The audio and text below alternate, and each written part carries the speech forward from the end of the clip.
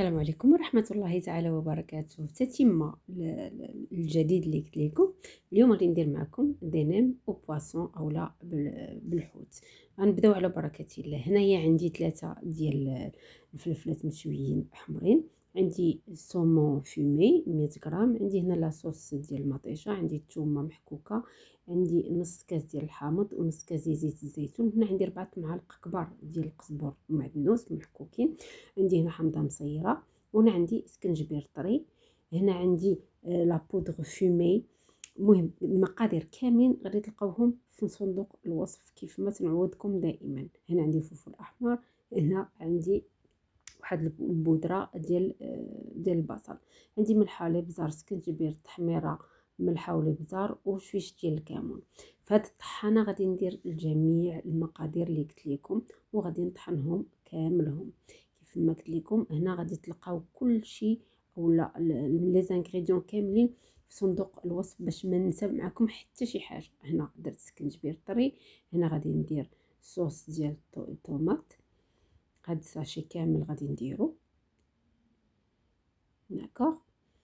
من بعد غادي ندير الثوم، غادي ندير جميع المقادير اللي قلت لكم وغادي نطحن هادشي مزيان. هي لاصوص ديال الحوت اللي غادي نرافقوا معاهم. هنا الثومه محكوكه كيف ما كتشوفوا معايا، الحامض مصير كاملو، انا عندي هاد الحامض حايل بزاف اذا ما غاديش نكثر الملحه داكوغ.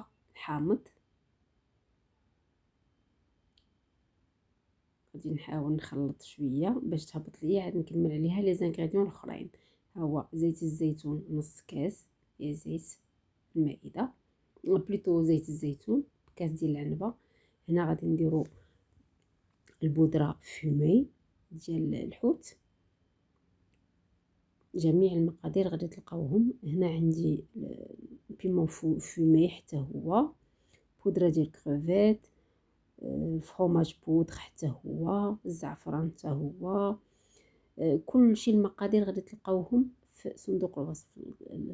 هذا سكنجبير، الكمون، ملحه، الابزار، كل شيء غادي تلقاوه ان شاء الله في صندوق الوصف. انا ما غادي نخبي عليكم حتى شي حاجه باش تصدقوا معكم انه كيجيو فريمون لذيذين ورائعين، سورتو بهاد الفلفله احمراء. كمون معلقه صغيره،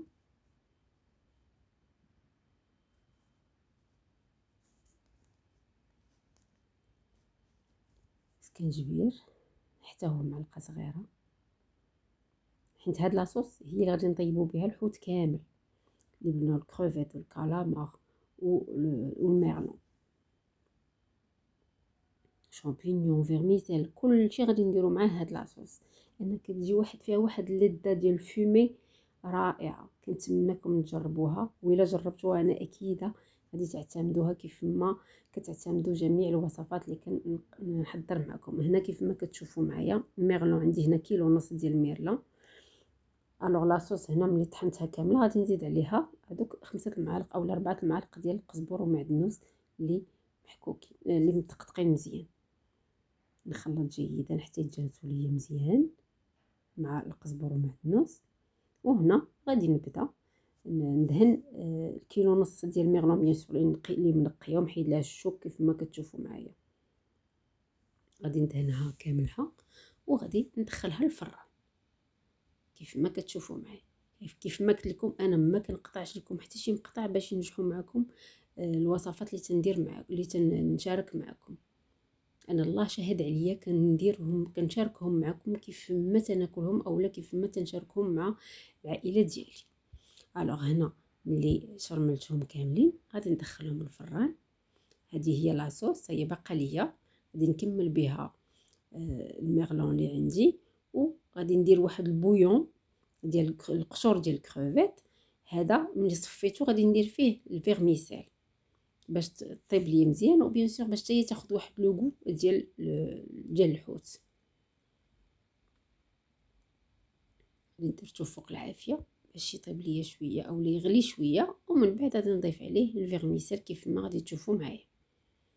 الطريقه هي واضحه في الفيديو كيف ما شفتوا. هنا غادي نخليها حتى تطبخ مزيان. هنا الشامبينيون اللي هو قطعته حتى هو قطع صغيره حتى هو غادي نزيد عليه لاصوص وغادي نشحرو في زويته فوق العافيه كيف ما كتشوفوا معايا. كتجي فريمون هاد لي نيم كيجيو رائعين. هنا زدت عليهم شامبينيون نوار وغادي نضيف عليهم كيف ما قلت لكم واحد معلقه حتى 2 معالق ديال العصوص باش يتشحروا فيها. كنتمنىكم تتبعوا لا فيديو من الاول حتى الاخير باش يصدقوا معكم. كيف ما قلت لكم 2 معالق حتى 2 معالق وغادي نخلطو مزيان حتى يتشحروا لينا مزيان في هاد لاصوص. وتبعوا معايا الطريقه لان حتى الكالامار والكروفيت حتى هما غادي ندير لهم نفس الشيء. فيرميسيل زدت عليهم، زدت على الشامبينيون وزدت ليها واحد 2 معالق كبار ديال لاصوص وغادي نحرك مزيان حتى يتجانسوا ليا مزيان. في مقله غادي ندير شويه الزيت وغادي نضيف الكالامار وغادي نضيف ليه حتى هو معلقه حتى 2 معالق ديال لاصوص ونخليهم يطيبوا مزيان. تسمحوا لي على الدخان. الوغ كروفيت كيف ما قلت لكم 2 معالق كبار وغادي نضيفهم الفيرميسيل والشامبينيون. في نفس المقله غادي ندير الكروفيت. هنا درت الكروفيت كريزو والكروفيت الاخر غادي نضيف ليهم حتى هما 2 معالق كبار ديال لاصوص وغادي نخليهم يتشحروا مزيان فوق العافيه بيان سور مع شويه المليحه وشويه الابزار. وهنا ملي ساليت غادي نخلط كلشي وغادي نلف كيف ما بغيت. انا درتهم على شكل دينام، نتوما لكم الاختيار ديروهم كيف ما بغيتيهم. الى اللقاء في وصفه جديده ان شاء الله.